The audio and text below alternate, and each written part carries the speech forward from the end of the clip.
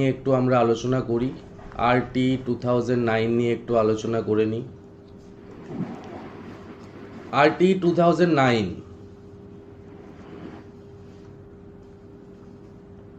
RT যে 2009 আছে, এটা কবে থেকে শুরু হলো একটু বলতে পারবেন? আরটি 2009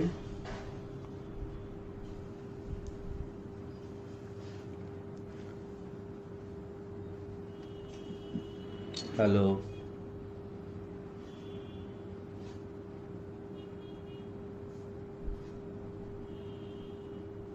আরটি 2009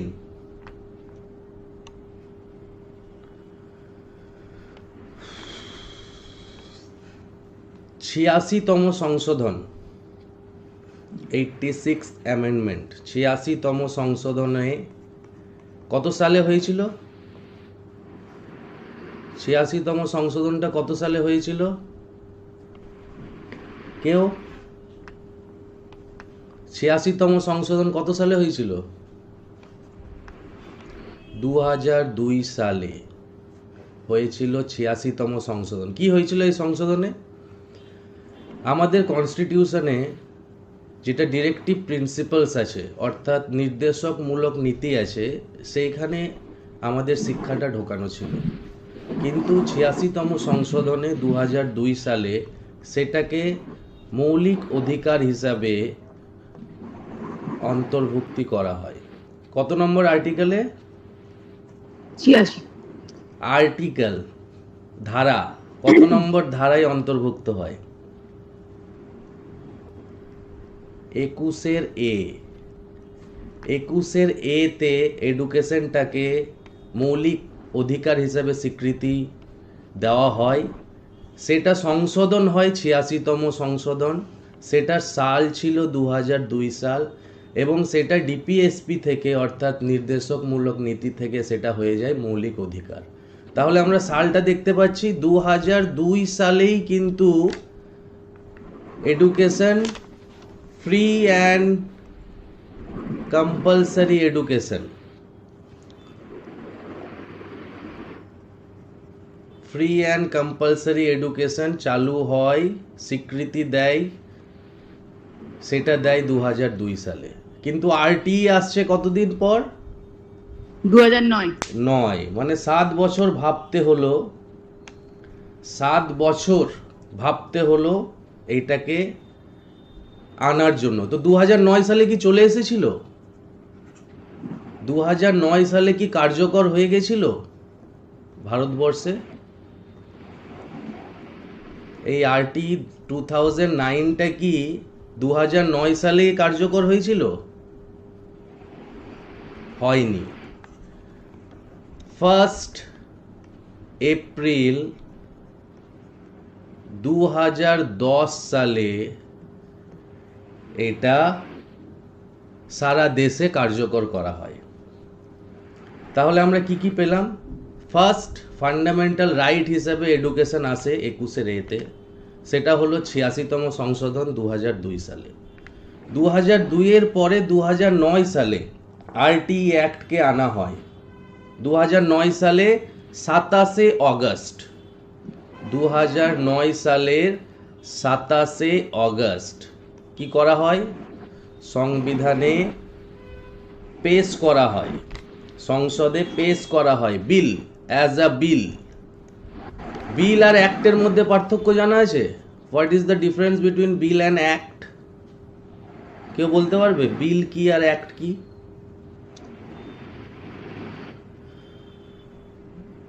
তাহলে 2009 সালে 27শে অগস্ট বিল হচ্ছে যখন সংসদে সেটাকে পেশ করা হয়। যতক্ষণ পর্যন্ত রাষ্ট্রপতির সিগনেচার হচ্ছে না ততক্ষণ পর্যন্ত সেটা বিল। যখনই রাষ্ট্রপতির সাইন হয়ে যায় সেটা অ্যাজ আ অ্যাক্ট কার্যকর হয়ে যায়। তাই বিল আর অ্যাক্টের পার্থক্য হচ্ছে রাষ্ট্রপতির সই যদি থাকে তাহলে সেটা অ্যাক্ট, রাষ্ট্রপতির সই যদি না থাকে, উইদাউট সাইন যদি থাকে, তাহলে সেটা বিল।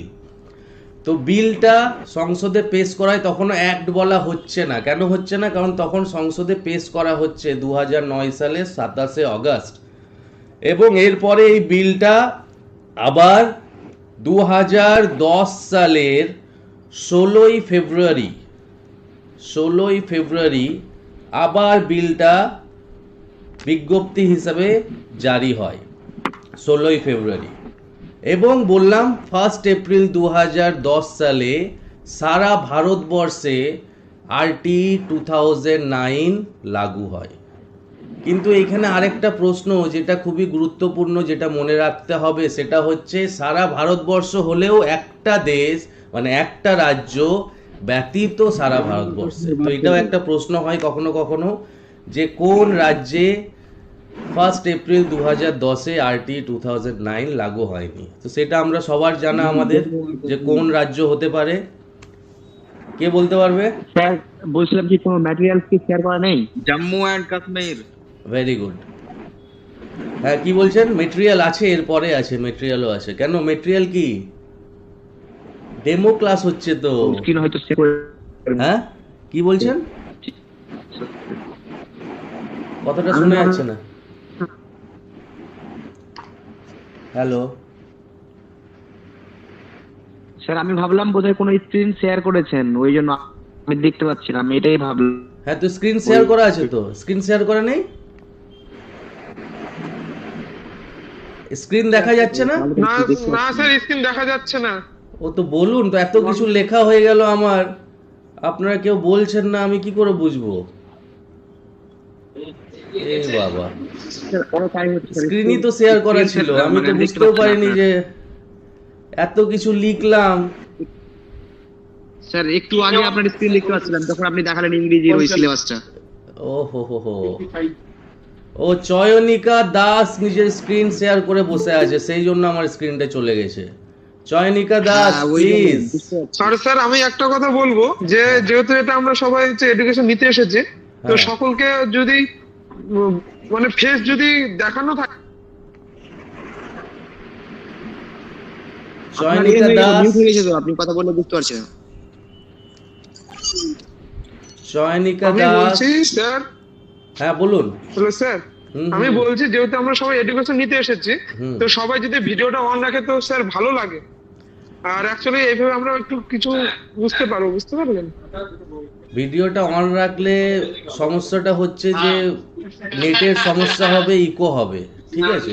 এখানে তো ক্লাস বুঝতে এসছি, সবার মুখ দেখে যদি আমার ক্লাসটাই না করতে পারি, তাহলে ওই ক্লাস করে খুব একটা প্রয়োজন মানে ভালো হবে কি মনে হয়? চয়নিকা দাস, আমাকে কিন্তু লিড করাতে হবে এবার। চয়নিকা দাস ভিডিও অন রাখলে আবার নেট প্লিজ স্ক্রিনটা বন্ধ করুন। চয়নিকা দাস,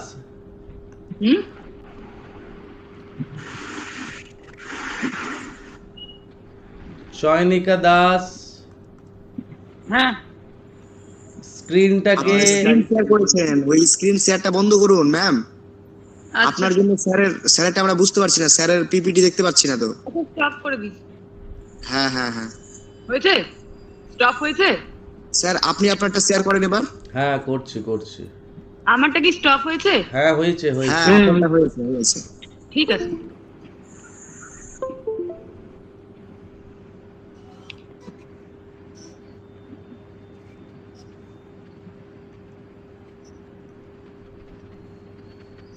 হোয়াটস গোইং অন? দেখা যাচ্ছে? না আমার স্ক্রিনে তো ওই চয়নিকা দাসই আছে। স্যার দেখতে পাচ্ছি। না দেখা দেখা যাচ্ছে? যাচ্ছে। স্যার আপনারটা দেখা যাচ্ছে, অসুবিধা নেই এবার। ঠিক, এবার এত ঠিক আছে। কিছু লিখলাম, আপনারা কিছুই দেখতে পেলেন না, ওইটাই অবাক হয়ে যাচ্ছি, কেউ বলছেনও না যে আমিও কিছু- স্যার আমিও তাই ভাবছি কি ব্যাপার, আপনি তো স্ক্রিন শেয়ার করেছিলেন, হঠাৎ করে আপনার স্ক্রিনটা গেল কোথায়? ওই জন্য আপনাকে আমি আস্ক করলাম। ও জানি আমি না কেউ সেটাই কেন ভাবছি। করেনি তখন। তো যাই হোক, আমি আরেকবার রিপিট করে দিচ্ছি, 86 অ্যামেন্ডমেন্ট অ্যাক্ট 2002 সালে ডিপিএসপি থেকে এডুকেশন ফান্ডামেন্টাল রাইটে এলো, যেটা ধারা হিসাবে 21-এর এ মনে রাখতে হবে। 21 হলে হবে না, কিন্তু অপশনে 21A দেবে, 21 দেবে, 22 দেবে, তাই 21A। এবং ফ্রি অ্যান্ড কম্পালসারি এডুকেশন এলো আমাদের মৌলিক অধিকার হিসাবে। সেটা কত বছর শিশুদের জন্য? কত বছর? 6 থেকে 14। তার চেয়ে বেশি হতে পারে না?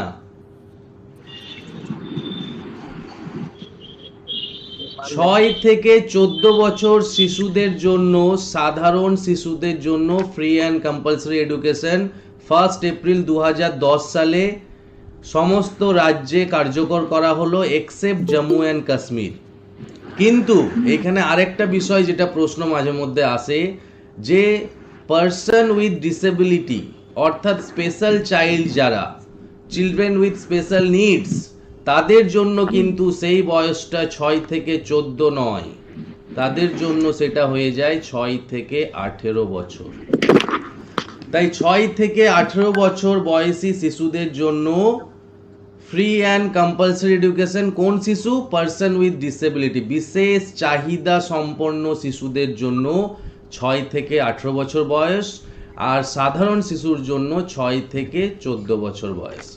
তাহলে 2009 সালে 27 অগস্ট সংসদে বিল এলো, 2010 সালে 16 ফেব্রুয়ারি বিজ্ঞপ্তি জারি হলো, 2010 সালে 1 এপ্রিল RT 2009 লাগু হলো, শুধুমাত্র জম্মু কাশ্মীর বাদ দিয়ে। এত দূর পর্যন্ত কারোর কোনো বুঝতে যদি সমস্যা থাকে বলতে পারেন। স্যার 2015 সালে কি বললেন, কি হয়েছিল? 2015 তো বলিনি কিছু। না, এখানে টাইপে দেখাচ্ছিল। তাই? মিস্টেকে ওটা দেখাচ্ছে, ওটা স্ক্রিনে দেখুন শুনুন। কোথায়? 2015 যেটা টাইপ আসছে ওইটার কথা বলছি। 2015 কিছু বলিনি, 2010 1 এপ্রিল। তো এত দূর কারোর যদি কোনো বুঝতে সমস্যা না থাকে তাহলে আমরা এগোই। এবার এখানে কিছু কিছু বিষয় আমাদেরকে মাথায় রাখতে হবে। তাহলে এইখানে বিষয়গুলো হচ্ছে সংশোধন কততম? 86তম। কত সাল? 2002 সাল।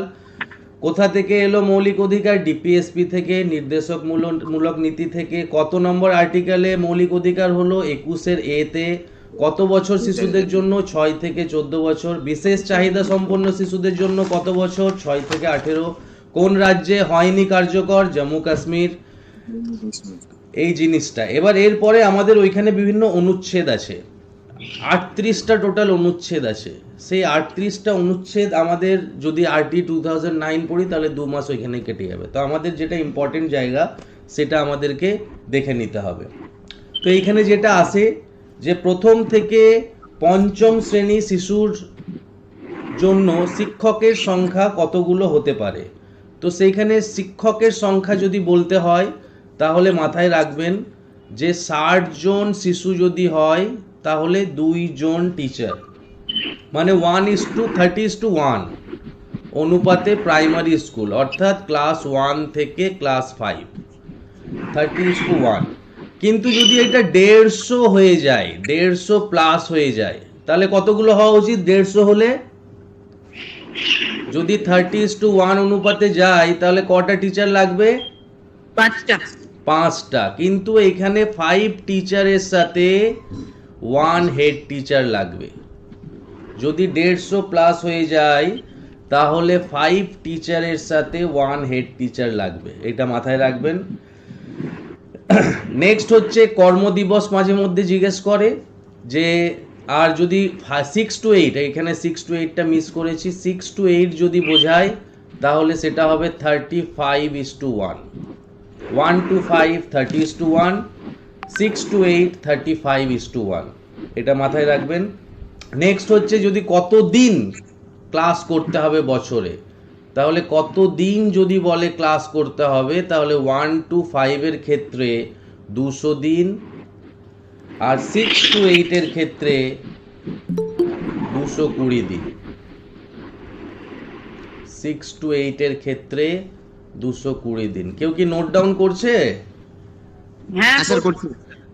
ঠিক। স্যার 1 থেকে 5 ক্লাসের মধ্যে কত বললেন? 200 দিন। 200 দিন। আর 6 থেকে 8 ক্লাসের মধ্যে 220 দিন।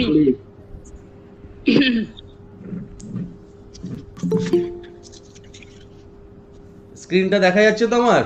চলে যায়নি তো? হ্যাঁ স্যার, দারুণ। না না, কোনো প্রবলেম নেই, ঠিক আছে। এবার কখনো কখনো প্রশ্ন আসে যে কত ঘন্টা, মিনিমাম কত ঘন্টা ক্লাস হয় বছরে। তাহলে সেখানে ঘন্টার কথা যদি বলে তাহলে 1 to 5 এর ক্ষেত্রে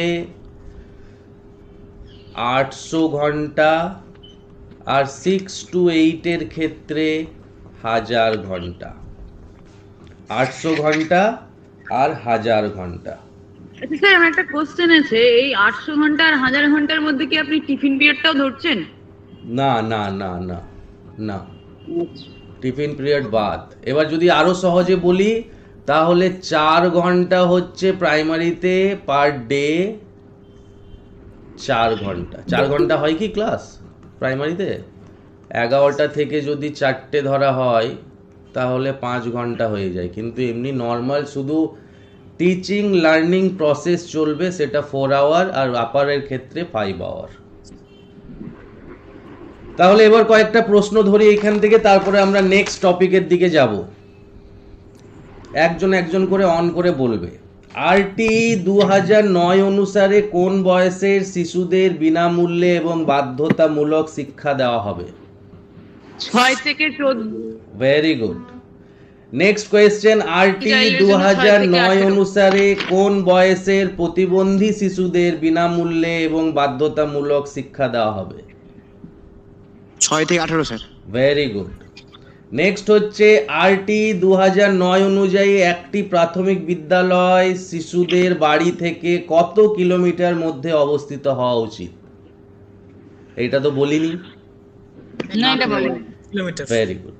তো কত স্যার? প্রাইমারি স্কুল যদি হয় একটা বাচ্চার বাড়ি থেকে, আরটি 2009 বলছে প্রাইমারি স্কুলস 1 কিলোমিটারের ভেতরে হতে হবে। সেই বাচ্চার বাড়ি থেকে প্রাইমারি স্কুলের দূরত্ব ম্যাক্সিমাম 1 কিলোমিটার। আর যদি সেটা আপার প্রাইমারি বলি তাহলে সেটা 3 কিলোমিটারের মধ্যে হতে হবে। ক্লিয়ার? তাহলে আরটি 2009 অনুযায়ী একটি প্রাথমিক বিদ্যালয় শিশুদের বাড়ি থেকে কত কিলোমিটারের মধ্যে অবস্থিত হওয়া উচিত? কি হবে উত্তর? 1 kilometre. Very good. 1 kilometre, upper primary ক্ষেত্রে 3 কিলোমিটার। Very good. বলছে আরটি 2009 অনুযায়ী একটি উচ্চ প্রাথমিক বিদ্যালয় শিশুদের বাড়ি থেকে কত কিলোমিটারের মধ্যে অবস্থিত হওয়া উচিত? 3 কিলোমিটার। 3 কিলোমিটার। নেক্সট হচ্ছে, আরটি 2009 ভারতীয় সংবিধানের কোন ধারার উপর ভিত্তি করে? 86টা সংশোধনী, 86তম সংশোধন। কে 86 মাথায় ঢুকিয়ে রেখেছে? মাথা থেকে বের করতে হবে। 86তম সংশোধনে হয়েছে। সংশোধন স্যার 21 এ ধারা। 21 এ ধারা। কিন্তু এখানে বলেছে RT 2009 free and compulsory education শিক্ষা 21 এতে আছে, যে অবৈতনিক এবং কম্পালসারি শিক্ষা দিতে হবে সেটা আছে, বাধ্যতামূলক শিক্ষা দিতে হবে সেটা আছে 21 এতে। আমি প্রশ্নটা করলাম যে আরটি 2009 ভারতীয় সংবিধানের কোন ধারার উপর ভিত্তি করে? মানে যখন নির্দেশকমূলক নীতিতে ছিল কোন ধারাতে ছিল, যেটা 21 এতে পরবর্তীকালে মৌলিক অধিকার হিসাবে এলো? তো 45 নাম্বার আর্টিকেল। 45 নাম্বার আর্টিকেল ছিল ডিপিএসপি তে, যেটা কনভার্টেড হলো মৌলিক অধিকার হিসাবে। এবার তোমরা কি জানো যে 45 এবং 21 মানে ডিপিএসপি, যেটা আমি বলছি নির্দেশকমূলক নীতি, এবং আরেকটা বললাম মৌলিক অধিকার অর্থাৎ ফান্ডামেন্টাল রাইটস। কেন হঠাৎ প্রয়োজন হলো এটাকে ডিপিএসপি থেকে এফআরএ পরিবর্তন করার? ডিপিএসপি তে ছিল এতদিন, 47-50 সালে আমাদের সংবিধান রচনা হলো, 50 থেকে 2002 সাল পর্যন্ত, অর্থাৎ 52 বছর ডিপিএসপি তে ছিল, কোনো সমস্যা ছিল না। হঠাৎ এফআরএ আনার মানে ফান্ডামেন্টাল রাইটস বা মৌলিক অধিকারে আনার কি প্রয়োজন হলো? কারণ ডিপিএসপি হচ্ছে আইন যোগ্য নয়, মানে ডিপিএসপিতে যে বিষয়গুলো আছে সেগুলো কিন্তু আমরা কোর্টে চার্জ করতে পারি না, কোর্টে গিয়ে আমরা সেটার মানে আমাদের যে 5টা রিট আছে সেটা আমরা চাইতে পারি না। কিন্তু যখনই সেটা মৌলিক অধিকার হয়ে যায় তখন সেটা আমরা কোর্টে যেতে পারি এবং আইনে বলবৎ যোগ্য সেটা। সেই জন্য সেটা 21-45 থেকে 21 এতে চলে আসে। নেক্সট কোয়েশ্চেন, আরো এক দুটো এখানে আছে, জিজ্ঞেস করে নি। আরটি 2009 ষষ্ঠ থেকে অষ্টম শ্রেণীর জন্য ছাত্র শিক্ষকের রেশিও কি হওয়া উচিত? কে বলবে? সরি 35.1 এই is to 1। Very good, very good, very good. Next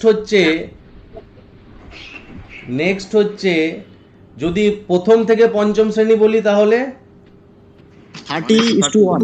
very good. Next হচ্ছে কততম সংশোধনের মাধ্যমে শিক্ষা মৌলিক অধিকার হিসাবে স্বীকৃতি লাভ 86 করে? স্যার। 86। হ্যাঁ, এবার যে 86 86 বলছিল, ঠিক আছে। এবার তাহলে এই হলো মোটামুটি আরটি 2009 এর মোটামুটি একটা কম্প্যাক্ট। এইগুলো যদি মাথায় থাকে, প্রশ্ন যদি দেয় তো এগুলোর মধ্যে থেকেই দেবে, এর বাইরে কোনো প্রশ্ন আর আসে না। স্যার আরটি এর ফুল ফর্মটা বলে দেন তো একবার sir. Right to education act, আরটির ফুল ফর্ম হচ্ছে right to education. Right to education act. হ্যাঁ, এবার এই জায়গাটা থেকে যদি কারোর প্রশ্ন না থাকে আমরা নেক্সটে যাব।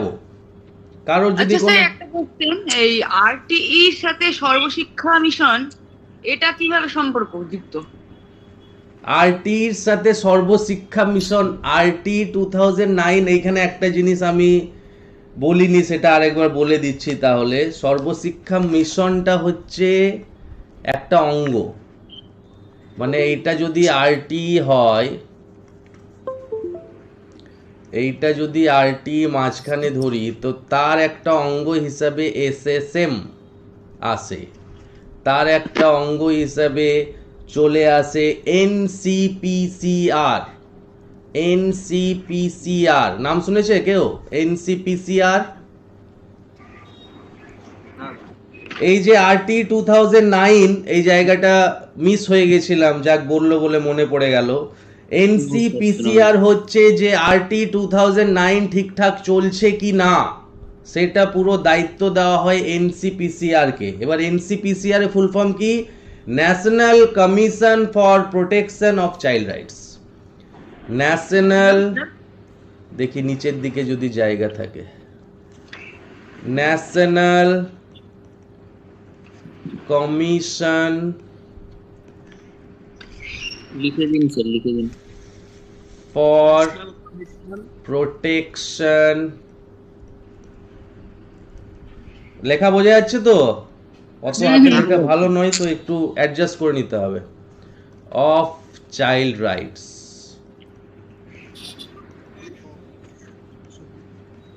এই এনসিপিসিআর এর উপরে সমস্ত দায়িত্ব ন্যস্ত করা হয় যে আরটি 2009 কেমন চলছে সারা দেশে সেটাকে দেখার জন্য।